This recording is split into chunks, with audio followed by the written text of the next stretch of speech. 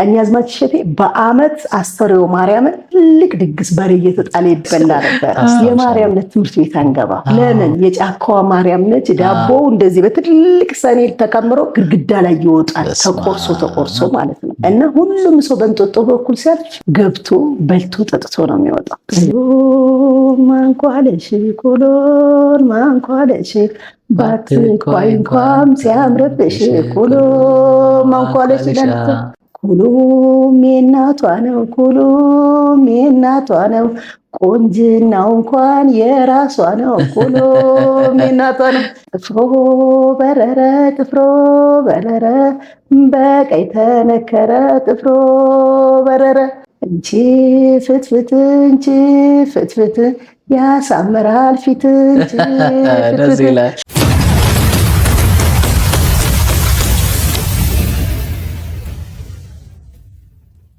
ውድ ተመልካቾቻችን ይህ ሐዋስ ፖድካስት ነው። የዛሬ መሰናዷችን ትንሽ ከወትሮ ለየት ይላል። ይኸውም የጥበብ ከተማ ተብላ በምትታወቀው በቀጨኔ አካባቢ በቀደመው ዘመን ታላላቅ ታሪክ ሰርተው ያለፉ ታላላቅ አባቶችን የምንዘክርበት ቀን ነው። እግረ መንገድ ደግሞ እዛው የጥበብ ከተማ ተብላ በምትታወቀው ቀጨኔ ውስጥ ማህበረሰቡ እንደ እሴት ይዟቸው የዘለቃቸው አሁን ምናልባት እየደበዘዙ ለመጥፋት አምስት ጉዳይ ላይ የሆኑ ስላሉ አንዳንድ መልካም እሴቶች ላይ የሚመጣው ትውልድ ይሄም ነበረ ወይ ብሎ ሊያስታውስ በሚችልበት ደረጃ ታሪኮችን እየሰነዱ የማስቀመጥ ፕሮግራም ነው። በመጀመሪያ በሐሳቤ መልካምነት አምነሽ ጥያቄን ተቀብለሽ ስለመጣሽ እጅግ በጣም አመሰግንሻለሁ። እግዚአብሔር ክብረቱን ይስጥልኝ። እንኳን ደህና መጣሽ። እንኳን ደህና ቆይኝ ወንድሜ። እስቲ ራስሽን አስተዋውቂና ወደ ጥያቄ እመጣለሁ። እሺ፣ አመሰግናለሁ ክብር ስለሰጠህ። እኔ አስቴር አውግተነው እባላለሁ። የቀጨኔ ተወላጅ ነኝ። ስወለድ ማርገጃ አደባባይ ቀጨኔ መድኃኔዓለም ቤተክርስቲያን ፊት ለፊቱ ግቢ ውስጥ ነው የተወለድኩት። ስኖር ደግሞ ከዛው ከፍ ብሎ አባቴ ሰፋ ያለ ቦታ ሲፈልግ እዛው ወጥቼ ነው ተደሬ ተኩዬ ወልጄበት የኖርኩት ቀጨኔ ምድር ላይ ነው። እንግዲህ አሁን ወጋችንም ስለ እናት ቀጨኔ ነውና እናት ቀጨኔ ላይ እጅግ በጣም ሰዎች ባልተረዱበት ወይም ደግሞ ባላገናዘቡበት መንገድ የሚሉትን ሳይሆን በጣም ያልታዩ፣ ያልተነገሩ፣ ያልተሰሙ ከመጋረጃ ጀርባ የሆኑ በጣም መልካም ደሳስ የሚሉ ፈጣሪም የሚወዳቸው በጎ ሴቶች አሉና እኔ እነሱን እሴቶቻችንን በማሳየት የአብዛኛውን ማህበረሰብ አስተሳሰብ የመቀየር ስራ መስራት ላይ ትልቅ ለውጥ ያመጣል ብዬ የማምን ሰው ነኝና ለዛም ነው ዛሬ እስኪ አካባቢያችን ላይ ስላሉ በጎ ሴቶች እናውራ ብዬ አንቺን አክብሬ የጠራሁሽ። ስለዚህ ከየትኛው እንደምንጀምር አላውቅም። አንቺ ደስ ካለሽ ከአንደኛው ሴታችን እንጀምር። እናቶችን በተመለከተ ብልህና አስተዋይ የመሆናቸውን መገለጽ እዛ ያለውን አካባቢ ባህላዊ ሴታቸውን ባወራ ደስ ይለኛል። ለምሳሌ እንጀራ ቆረሳ የተባለው ነገር ጥፍሮዬ ለምን እንደሆነ የምስራች እንዳለው ልጆቻቸውን በምን አይነት ስነ ምግባር ኮትኩተው አሳድገው ለጋብቻ ሲያመጡት የቤተሰብ ትስስርና የአካባቢ ትስስር ያለበትን ባህል ባወራ በጣም ደስ ይለኛል። ከእንጀራ ቆረሳ ኦኬ። ከዛ ወደዛ እሺ። እንጀራ ቆረሳ ሲባል አንዲት ልጅ በድንግልና የኖረች ሴት ናት የምትታሰበው። በዛን ዘመን በነበረበት ሰዓት ልጆቻቸውን ቆንጥጠው በስነ ስርዓቱ ነው እናቶች የሚያሳድጉት።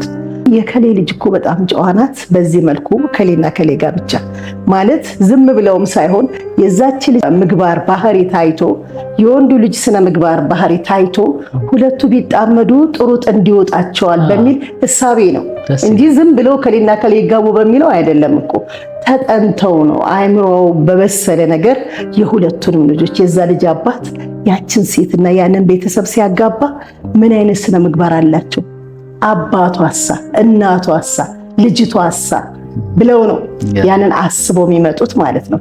ከወሰኑ በኋላ እስቲ የከሌ ልጅ ሂዱና ሴቶችን ሁለት ሴቶችን ጠይቁልኝ እናቷን ጋብቻቸውን እፈልጋለሁ ልጄን ከነሱ ለማጋባት ብለው ይገልጻሉ። አንኳኩቶ ይመጣሉ። እናት ናት የምትጠየቀው። ልጅሽን የከሌ ልጅ እንዲህ በጣም ጥሩ ልጅ ናቸው፣ ባለሙያ ናት፣ ቤተሰቦቿ ሃይማኖተኛ ናቸው፣ ስነ ምግባር አላቸው ተብለን ነውና እንትላላችሁ ሲባሉ ከዘመድ መክሬ፣ ከባለቤቴ መክሬ፣ ከቤተሰብ መክሬ መልሱን እሰጣቸዋለሁ። ዝምድና ደግሞ እንዳለን የጋብቻ ዋርሳ እንዳይመጣ በዛውም ዝምድናውንም እናጣራለን ብለው ይመልሷቸዋል። ከዛም በኋላ ጥንቃቄያቸው ነገ ያ ትዳር የተገነባ ትዳር እንዳይፈርስ ተጠንቅቀው ነው የሚወጡት። የነገን መበላሸት ዛሬ ላይ ስለሚፈሩት ማለት ነው። አስበው በጣም ደስ አስበው ነው። እና ያንን ሲያደርጉ ያቺ እናት ደግሞ ከዘመድ ትመክራለች። የከሌ ልጅ ነው ለልጄ ይመጣልኝ ትላለች። ከባለቤቷ ትመክራለች። እንዴት ነው ያ ቤተሰብስ? አባቱስ ማን ነው? እናቱስ ማን ነው? እንዴትስ ልጄን ቢያኖሯቸው ሰላማዊ ኑሮ ይሰጡኛሉ? ጋብቻችን በሰላም በፍቅር ያልፋሉ? ነገ ለሚወለዱት ልጆች፣ ነገ ለሚያድጉት ልጆች ሰላም አለው ወይ ብለው ያንን ያጠናሉ። እንደገናም ደግሞ ዝምድና አለ ነው ብለው እስከሚመርጡት እስከ 5 ቤት የሚሆን እስከ 7 ቤት የሚሆን ያንን ዝምድና ይጣራል። ስለ ዝምድና የሚቆጥር ሁሉ ዘመድ አለ አካል በየህብረተሰቡ መሀል እና አያከሌ ነው እኮ የሚያውቀው ይህንን ዝምድና እንዳለን፣ እስቲ ሂድና ይይልን እሱ ተብሎ ሰው ይላካል። የማ ልጅ ነው? የአቶ ከሌ ልጅ ነው። የማ ልጅ ናት? የወይዘሮ ከሌ ልጅ ናት። አይ ዝምድና የለንም ጋብቻ እንጂ። ይቆጥራል። ዘር የሚቆጥረው ሰውዬ ታይቶ ዝምድና የለንም ጋብቻ እንጂ ይባላል። ስለዚህ ያ ነገር ሲሰምር ይስማሙና መልስ ይሰጣቸዋል ለእናቶች። ያቺ ሴትዮ ለመጣችው መጀመሪያ ያልጠየቀችው አይ መክረናል፣ በዚህ ቀን ኑና እንጀራ ቆረሱ፣ መምጣት ትችላላችሁ። እነዛም እናቶች ይመካከራሉ፣ ደስ ይላቸዋል። የክት ልብሳቸውን ይለብሳሉ። ወደዛ ቤተሰብ የሚመጣ ቀን ተቆርጧል። ተሰብስበው ይመጣሉ። እናት ደግሞ መሰል ዘመዶቿን ቤተሰቦቿን ይዛ ትጠብቃለች። እንግዶቿን ወንድነት ነጭ አልብሳ ልብሳቸውን ለብሰው ዘመዶቿን ትሰበስባለች። ወደ ሴት እናት ትልካለች። እንጀራ ቆረሱ ብላ ትልካለች። የሴት እናትን ደግሞ የመሰሏትን እናቶች ሰብስባ ለብሰው አጊጠው አምረው መሰናዶ አሰናድተው ይጠብቋቸዋል። ሌማቱ ጓዳ ነው ይቀመጣል። ቆንጆ ዳንቴል ተሰርቶ ይለብሳል። ዝግጁ ሆኖ ይጠብቃሉ። ሙሉ ነው እንጀራው። በጣም ከወትሮ በላይ የሚል በሌማቱ በደንብ ተሞልቶ ነው የሚጋገረው የሚቀመጠው። ሲገቡ ልጃችሁን ለልጃችን ፈቅዳችሁ ድናሉ ፈቅደናል ይላሉ። ጓዳ ስተት ብላ እናት ከፊት የምትቀድመው መሶቡ ይከፈትላታል። ከዛ ከመሶቡ የምትችለውን ያክል ትቆርሳለች። ትቆርስና በሰፌድ ተይዞ ይመጣል። ያ በረከት ነው ተብሎ ይባላል። ያ ማለት እንግዲህ የእንጀራው ጓዳሽ ጓዳዬ ነው፣ እንጀራሽ እንጀራዬ ነው፣ ተጋብተናል፣ አንድ ሆነናል ማለት ነው። ወደ ማለት ነው። አንድ ሆነናል። ወደፊት አንድ እንሆናለን። አንድ ሞሰብ እንበላለን። ልጆቻችን በአንድ ይኖራሉ እንደማለት ነው። የዛ የእንጀራ ቆረሳው ትርጉም። ከዛ የሚበሉትን የሚጠጡትን ይሰናል፣ ወግ ያወጋሉ፣ ያወራሉ። መጨረሻ ላይ ግን እንግዲህ እኛ በላን ጠጣን ተስማምተናል፣ ወንዶች መቼ ይምጡ ይላሉ። ሴት ያቃል ሽምግልና ከዛ በኋላ የሚመጣው በጎባይ ነው በእኛ የሚባለው በጎባይ። ይሄኛው የሴቶቹ እንጀራ ቆረሳ ነው። የወንዶቹ ደግሞ በጎባይ ነው ማለት ወንድ የሚገባበት ነገር የሚቆርጥበት እንደማለት ነው። እና እናቶችን እንግዲህ እኛ ምንድነው ሲባል እንግዲህ ወንዶቹ ቀን ይቆረጥና በዚህ ቀን ይባላል፣ ለወንዶቹ ደግሞ ቀን ይቆረጣል። ይገርማል በጣም። ከዛ በኋላ ነው ወደ ሽማግሌዎቹ ተሰብስበው እንደዚሁ እነሱም ደግሞ ከአባት ወገን ከባል ወገን ከሚስት ወገን ያሉ ሰዎች ተሰብስበው ጎበያውን ያወራሉ፣ ይመካከራሉ። ሶስተኛ ነው ሰው ምናልባት ሌላም እኔ እዚህ ጋር የምጨምርልሽ እናት ጋር የሚካሄደው ከወንድ በፊት እናት ጋር የሚካሄደው የወንድ እናት የሴት እናት ጋር ቀድማ የምትሄደው እናት አርግዘሻል፣ 9 ወር ከ5 ቀን ተሸክመሻል፣ አምጠሽ ወልደሻል፣ ልብሽ ስፍስፍ እያለ አሳድገሻል እና ይሄን ሁሉ ነገር ያደረግሽ እናት መጀመሪያ ለልጅሽ የመጣውን የምስራች መስማት ያለብሽ አንቺ ነሽ። ለአንቺ ክሬዲት መሰጠት አለበት። ለደከምሽው፣ ለለፋሽው፣ ለወጣሽ፣ ለወረድሽ አባት ያን አላረገም ማለት አይደለም፣ ግን እሷ ብዙ ነገር ተሸክማ ይኖረች ስለሆነ ለእናት ትልቅ ዋጋ፣ ትልቅ ቦታ ያን የለፋች የደከመችውን ነገር ከማካካስ አንጻር ለልጇ የመጣውን ትዳር የምስራች የመጀመሪያ ሰሚ እሷ ብትሆን ይሄ ሌዲስ ፈርስት የሚለው እንደውም እንደዚህ የሚባል ነገር አለና ሶ ኢንተረስቲንግ በጣም ለምን እንደሆነ ታውቃለህ? ሴቷ ልጇን ደግሞ እኮ የኮተኮተቻት እናት ነው። እውነት አባት ነው፣ ትልቅ ነገር አለው። እናት ግን በመሰሏ በሙያዋ ልጇን የምትመክር ራሷን አርጋ በይሄን ስሪ ብላ ከአጠገቧ ያለች እኮ ሴት ልጇ ናት ለእናቷ። ወንድ ልጁ አይሆንም ማለት አይደለም፣ ግን ወንድ ልጅ መቼም ና እንጀራ ወጥ ስራ ምናምን አይባልም በዛ ዘመን። እንደ እውነቱ የሴትን ያህል ቅርብ አይደለም። ወንድ ልጅ ደግሞ ከአባቱ ጋራ ነው ቅርበቱ ያለው። ለዛም ነው እናት የተጠየቀችበት ሚስጥር። የሚገርም ነው። ይህ ሁሉ ያበቃል፣ ጋብቻው ይፈጸማልና ሰርጉ ሲሰረግ የመጀመሪያው ያቺ ልጅ እንግዲህ ልጃገረድ አይደለች፣ የምስራች የሚባል ነገር አለ። እሺ የምስራች ምንድነው? ድንግልናዋ አለ ማለት ነው። ድንግልናዋ ሲኖር ጥፍሮ መቆረጥ፣ ጥፍሮ የተባለበት ሚስጥር ምንድነው? እንዳትዋጭጨው፣ እንዳታበላሸው፣ ለጫጉላ ጊዜያቸው እንዳይጎዳዱ ጥፍሯን ትቆረጥ። ስለዚህ ጥፍሮ የተባለበት ምክንያት ያ ነገርን በማሰብ ነው። እና ልጅቷ በዛን ሰዓት ላይ ልጃገረድ ሆና ስትገኝ አንድ ትልቅ ክብር አለ ለእናቶች፣ ለቤተሰቦች። ሆና ያደገችው መገለጫ የሚባል ምስራች የሚባል ነገር አለ። እሁድ ተጋብተው ሰኞ ዕለት ምስራቾች ይመጣሉ ወደ ሴት ቤት ለቤተሰቦቿ በመሐረብ ቀይ ነገር ተደርጎ ዳቦ ተይዞ ሙሉ ብርሌ ጠጅ ተሞልቶ አበባ ተይዞ ነው የሚመጣው። ቀይ አበባ ነው የሚያዘው። ልጃችሁ ከነ ክብሯ ናት አድርጋችሁ ያሳደጋችኋት ይባላል። ዳቦ ውስጥ ደግሞ 10 ብር ይከተታል። ድብቅ ተደርጎ እነዛ የወንድ ወገኖች ደብቀው ሸፍነው ለሴት ልጆች ይዘው የሚመጣሉ በማዕረብ ተደርጎ። እሱ ትርጉሙ ምንድነው? ይሄን ያክል በቃ ጨዋነቷን የሚገለጽበት ሚስጥር ነውና የምስራች ብለው ብር አምባር ሰበረሉ ሸጋው ልጁ ብር አምባር ስብርብርብር እየተባለ ይዘፈንላታል። ለዛ ለታ ሲመጡ ያ በኪሮሽ ነውና ትልልቅ እናቶች ያሚን የተባሉ ይፈረፍሩና ያንን ዳቦ ሳይቆራርስ በሚስጥር በኪሮሽ እንደዚህ ተደርጎ ዳቦ ሳይቆርስ ካወጡ ይሸልማሉ። ሳንቲሙን የተቀበረው ብርና ሳንቲሙን ያንን እንደምንም ብሎ ይወጣል፣ እልል ይባላል፣ ይጨፈራል፣ እንደ ጉድ ይጨፈራል። ተጋብዞ ይሄዱና መልስ ይመጣል ማለት ነው። መልስ ሴቷ ልጅ ማክሰኞ ወደ እናቷ ቤት ጥሪ ያላት መልስ ስትመጣ እንግዲህ ጥፍሮ ማለት የዛን ጊዜ ነው።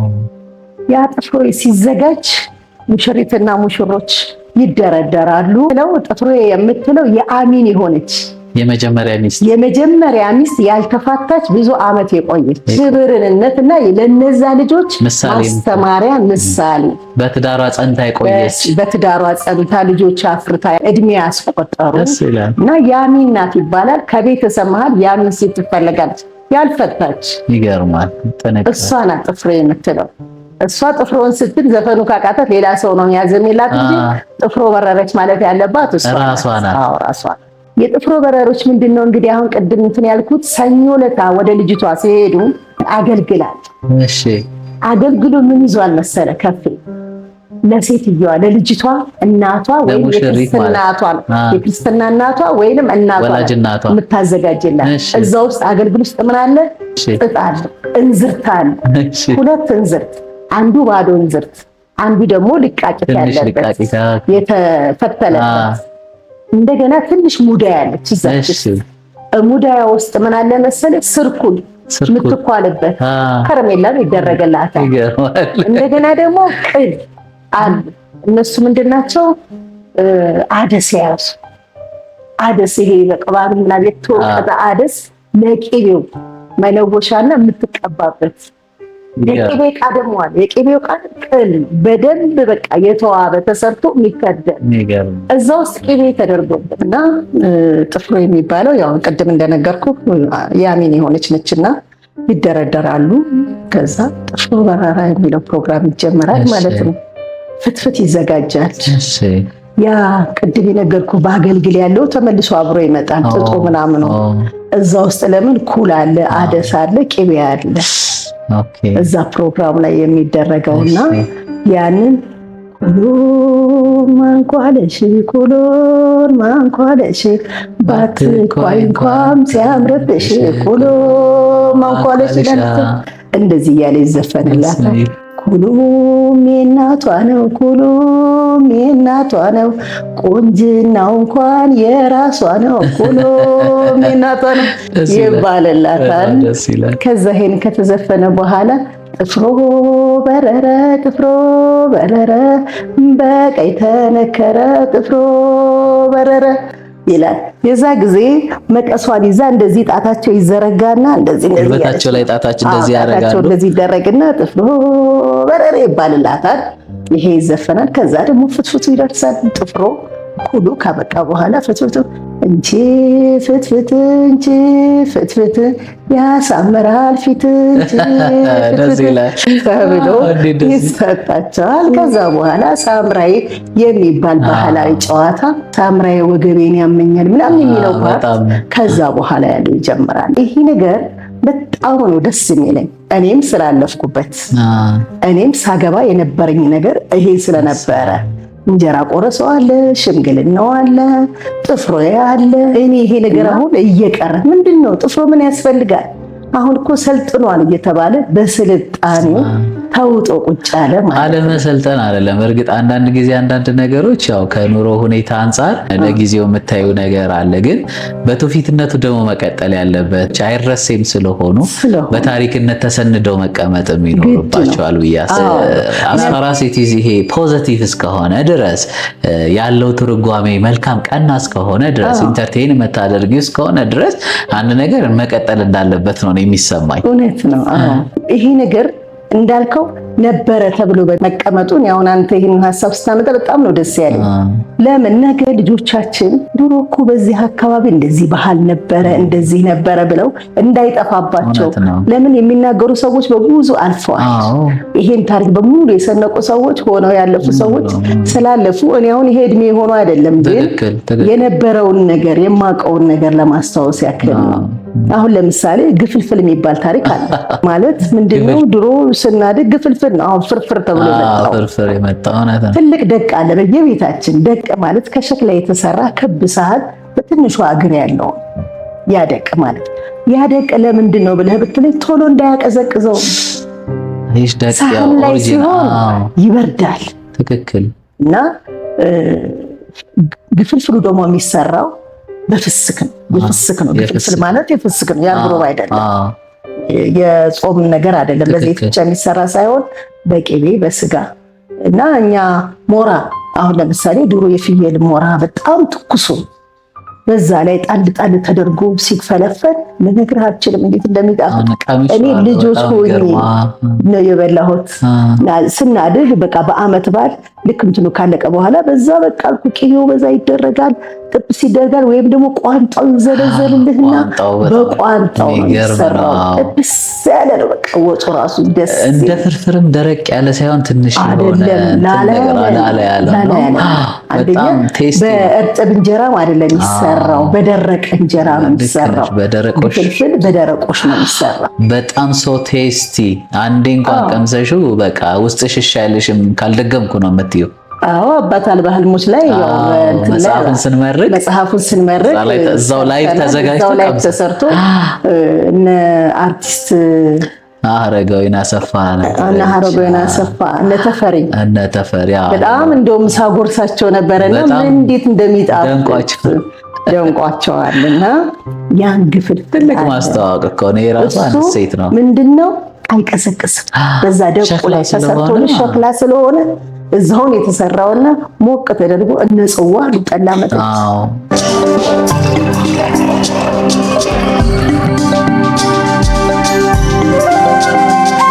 ቴስቱ በጣም ጠላ በጣሳ በቆርቆሮ ከተጠጣ መዓዛ የለውም ብለው ነው የሚያስቡት የኛ ቤተሰቦች። ያ ደቅ ያ ግፍልፍል በራሱ ይዞታ ላይ በጣም የማይበርድ እንዳይቀዘቅዝ ሆኖ የተሰራ ነውና ትልቅ ትዝታ አለ። ይሄ ትልቅ ትውፊት ነው፣ ባህላዊ ነው። ባይቀጥልም የራሱ መንገድ አለው። ግን ቢሆንም በታሪክ ነበር ተብሎ ለልጅ ልጆቻችን ቢቀመጥ ማን ያውቃል? የሚያምንበት የሚወደው ያስቀጥለዋል። ያስቀጠሉት ነውና ያው የሁሉም በየቤቱ አናውቅም እንጂ ይኖራል ያለውና አዎ እና የኛ አካባቢ ሰዎች በጣም ትልልቅ ሰዎች ነበሩበት በእውነት እነ ግራዝማች መንግስቴ ከለላ፣ እነ ግራዝማች በትእዛዝ ወልደ ዮሐንስ፣ እነ ግራዝማች በለጠ ደሴ እኔ እንኳን ልጅ በሆን በጣም ትልልቅ ነገር ሰርቶ ያለፉ አባቶች ናቸው። እነ ቀኛዝማች እሸቴ እኔ በእውነቴ ነው የምልህ ቀኛዝማች እሸቴ በአመት አስተርእዮ ማርያምን ትልቅ ድግስ በሬ እየተጣለ ይበላ ነበር። ታስታውሻለሽ? እኔ የቁስቋም ተማሪ ነበርኩ። ልጅ ኤሌመንተሪ ስኩል የማርያም ዕለት ትምህርት ቤት አንገባ። ለምን? የጫካዋ ማርያም ነች። ዳቦ እንደዚህ በትልቅ ሰኔድ ተከምሮ ግድግዳ ላይ ይወጣል፣ ተቆርሶ ማለት ነው። እና ሁሉም ሰው በእንጦጦ በኩል ሲያልፍ ገብቶ በልቶ ጠጥቶ ነው የሚወጣው። ከዚህ ቤትም ነበራቸውና ትልቅ ድግስ ነበር። እንደዚህ ትልልቅ ደግ አባቶች ናቸውና ለአካባቢም ደግሞ ትልቅ ዝና ያላቸው ናቸው። እኔ ታሪክ ሲነገረኝም ስሰማም ለምሳሌ መርካቶ ሸማ ተራ ባንኩ ጋር ያለው እታች ይሄ ህብረተሰብ ሸማ እየሰራ ሸማውን ይሰራል፣ ሸክላውን ይሰራል፣ የት ነው የሚሸጠው የሚገበያይበት ብለው በትእዛዝ ወልደ ዮሐንስ ናቸው። በጣም ትልቅ አባት ናቸውና ያንን ሸማ ተራ ዛሬ ፎቅ ተሰርቶበት መሰረቱን የጣሉት እነሱ ናቸው። ለሸማኔው ሸማውን ይዞ የሚገበያይበት ለምን የገበያ ግብይት ትስስር መኖር አለበት። ሰርቶ ምን ያደርገዋል እና የሚገበያይበት ትስስር እንዲሆነው እንደዚሁ አዲሱ ገበያ ሞክረው ያላስቀጠሉ ሰዎች አሉ። እዚህ መቃብር ለምሳሌ ቀጨኔ መድኃኔዓለም ያለው መቃብር የሸማ መነገጃ ይሆናል ተብሎ ዘንድ ደግሞ በቀብር ቦታ እንኳን ሲሆን እንዴ ህብረተሰቡ ሰፊ ነውና ይሄ ነገር የቀብር ቦታ መሆን አለበት ብለው እሳቸው ናቸው ሰምቻለሁ። ስለ መንገድ ብታነሳ የዛ ጊዜ እነሱ በጃንሆይ ጊዜ ፓርላማ ላይ ያሉ መንገዱ መሰራት አለበት፣ አካባቢው መልማት አለበት፣ ለልማት ቆርጠው የተነሱ ሰዎች ነበሩ። በሽምግልና ደግሞ ማንም ሰው ለማንም አይጣላም ነበር። ለምን ቢባል ወንድማማቾች ሰላም የሰፈነ ፍቅር ያለው ተሳስሮ ይኖራል። ከሌና ከሌ ከጣሉ ከተባለ ከኔ አባት ጀምሮ እንቅልፍ የለውም፣ ስራ ይሰራል። በቃ ባልና ሚስት ከተጣሉ ስራ ይሰራል። በጣም ነው የሚዳኙት። በጣም ፍርድ ቤት ማን ነው ደርሶ የሚያቆቀኝ? ማህበራዊ ነው ይዳኘው። ደግሞ ችግር ሲኖር የቀጨኔ ለማኝ ያለው እንዴ የኔ ቢጤ ሆኖ ስለማርያም በታሪክ ብሎ ያቅም ማንም ሰው ይመስክር። ይራባል፣ ራብተኛም ችግረኛም ነው። የዕለት ስራ አለው። በሽመና ነው የሚተዳደረው። አንድ ነጠላ አውጥቶ መርካቶ ቤት በልቶ ያድራል። ሁለት ጀበና ብትሰራ ሸጣው ሽምብራ ገዝታ ባቄላ ገዝታ ትበላበታለች። ሌላው ቢቀር እንኳን ዛፍ ቆርጠው አስረው ተሸክመው ሸጠው እንጀራ ይበሉበታል። እና ነውር ነው፣ በጣም ነውር ነው። እኔ ሁል ጊዜ በጣም የምወደው የምኮራበት ሴት ቢኖር ይሄንን ነው። ለምን ቢባል አይቸገሩም ማለት አለ። እነ ቆብ አሉ፣ እነ መረዳጃ አሉ። ለምንድን ነው ያ ሰው የሚቸገረው? ነግዶ ከሰረ እኮ ግቡለት ይባላል። ግቡልኝ አባቴ ሁሌ መዝገብ ይዞ ጻፊ ነው። ሳጥናችንን አጨናንቋል፣ ይዘረጋል። ግቡለት ይሄ ሰውዬ መቋቋም አለበት ተብሎ ይባላል። ታዲያስ ቆብ አለ። ቆብ ስላለ ባይጥለውም እንኳን እባክህ ተቸግሯልና ስጠውና ባይሆን እንኳን ባይከፍለው እኛ እንቀጥልለታለን ተብሎ ይባላል። ስለዚህ ሲደክሙ ደግሞ ማረፊያ አላቸው፣ ይጦሩበታል፣ ይበላሉ፣ ይጠጣሉ። በየትኛውም መልኩ አይለምንም።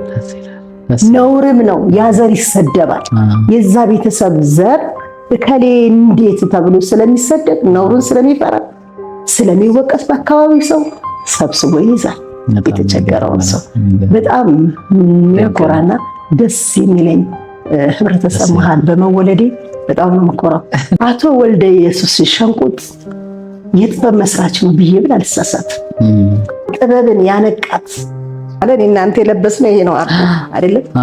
ወልደ ኢየሱስ ግን ከዛ ሜትር እስከዛ ሜትር ያለ ሽመናን ያመጣ እሱ ነው። ለምሳሌ ቻይናዎችና ህንዶች በዛሬው ሰዓት ላይ በረጅም በማሽን የሚሰሩት ወልደ ኢየሱስ ቀጥሮን ያመጣው። በእውነት ነው የምልህ። ሶፋ ሲሰራ ፒያሳ ካረቢያን መጋረጃ መሸጫ እዛ አካባቢ ነው እኮ የነ ወልደ ኢየሱስ ምርት የሚሸጠው።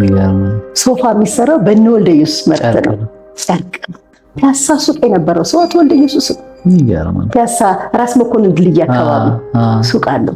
ያንን መሸጫ ምርቱን እና አቶ ወልደ ኢየሱስ ሸንቁጥ ከጃንሆይ በእደ ጥበብ ሙያው ወረቀት የተሸለመበት አለ። ከእጃቸው በሙያው እኛ ሰፈር ሴራሚክ ኢትዮ ሴራሚክ ታዲያንን በጥበብ በቀጨኔ ተብሎ እዛ ጋር ተራማጅን እኮ መስራች አገልጋይ የእውቀት አፍላቂ ወልደ ኢየሱስ ሳይበላበት እውቀቱን ያለፈ ሰው ቢኖር መንገድ የቀረ ሰው ቢኖር አቶ ወልደ ኢየሱስ በጣም ጥበብ በቃ እኔ እንዴት ብዬ ልንገርህ ባለሙያ ነው። ልጆቹ እንኳን ተቀብለው የአልጋ ልብስ ጥልፍ በእጃቸው ብዙ ዓመት ነበረ ባህላዊ ጥልፍ ጥልፍ። አሁንም አንደኛዋ ልጅ በአገር ባህል ሽያጭ ነው የምትተዳደረው። ልጁ በጣም ምሁር ነው እና ወልዴ በእውነት የምነግርህ በጣም ምሁር ነው፣ ጥበበኛ ነው። በቃ የቀጨኔ ጥበበኛ ሰው ወልደ ኢየሱስ ነው። እሱ ሀሳቡ ሰፊ ነበረ። ማሽን አምጥቶ በሰፊው ነገሮችን ከመንግስት ጋር እንግዲህ ከነበሩት ክቡር ጃንሆይ ጋራ እስቲ በዛን ዘመን ላይ ወረቀት የተቀበለ ሰው አስብ፣ ምን ያህል እሳቸውስ ያቀርቡት ነው ነገሩን ቢያምኑበት ነው። ያንን ስፍራ ይዞ ብዙ ሰዎች ሰብስቦ የብዙ ሰዎች እንጀራ መብያ ነበረ አቶ ወልደ ኢየሱስ። በጣም ትልቅ አባት ሊነገርለት ሊከበር የሚገባው አቶ ወልደ ኢየሱስ ሸንቁጥ ነው ብዬ አስባለሁ። አስትዬ እጅግ በጣም ከልቤ ነው ማመሰግንሽ። በእውነት ያው የኔ ሀሳብ ከብዙ ሰዎች ትንንሽ ሀሳቦች ለቃቅሞ አንድ ትልቅ የተሰነደ ታሪክ ማቆየት ነውና የሰጠሽ ነገር ቀላል አይደለም። በቃ አሁን እቺ መነሻ ትሆናለች ለሌሎቹ።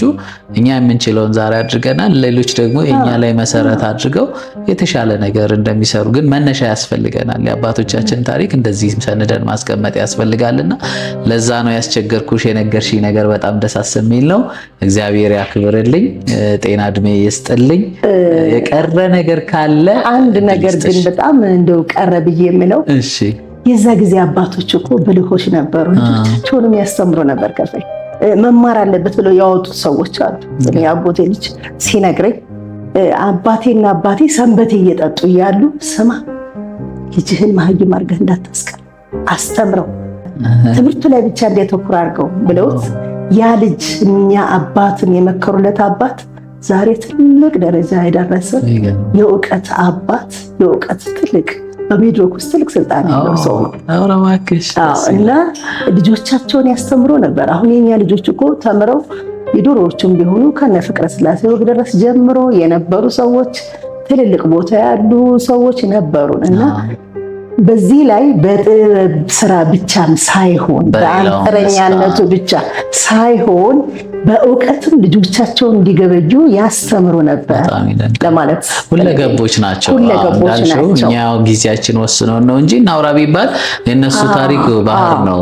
ብዙ ነገር ውስጥ አሉ፣ እውቀቱም ውስጥ አሉበት፣ ማስተማሩም ውስጥ አሉበት ለማለት ብዬ ነው። ስታስቢው እኮ መሰረቱ ጥበበኞች ባይሆኑ በጣም ጠልቆ ሀሳቢዎች ባይሆኑ እንደዚህ ነገሮችን በብዙ አቅጣጫ አይመለከቱም ነበር። አስተያዮች ናቸውና በጣም ነው ማመሰግንሽ አስቲ። እግዚአብሔር ጤና እድሜ ይስጥልኝ፣ እግዚአብሔር ያክብርልኝ።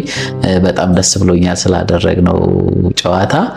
እኔ ማመሰግናለሁ በእውነት እዚህ ቦታ ላይ መጥቼ ሳይገባኝና እድሜ ባልሆነ ነገር እንዲህ የአካባቢውን የህብረተሰቡን እሳቢያቸውን በመናገር የዚህ ቦታ ላይ ሆኜ ለታሪክን በመቀመጡ እድለኛ ነኝ ብዬ ስለማስብ እጅግ በጣም አመሰግናለሁ። ግድ ነው ያው እንዳልኩሽ በጣም ክብር ይስጥልኝ። አሜን አሜን። አመሰግናለሁ። ክብሩ ለኔ ነው። አንተም ይሄንን ነገር በእውነት ማስቀጠል ባለበት ሁኔታ እያስቀጠልክ ስለሆነ ሳላደንቅ አላልፍም። እግዚአብሔር ይስጥ። አመሰግናለሁ። እስቲ አሜን እናቴ።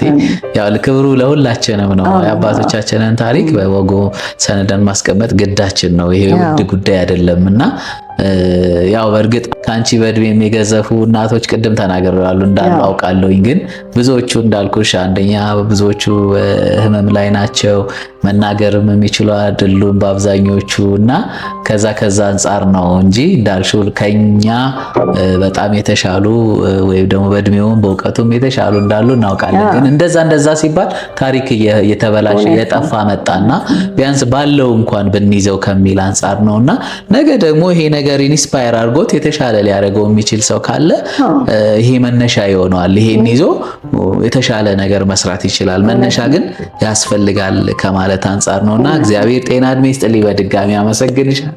ፎቶ ማስታወሻ እንነሳና እናውቃለን።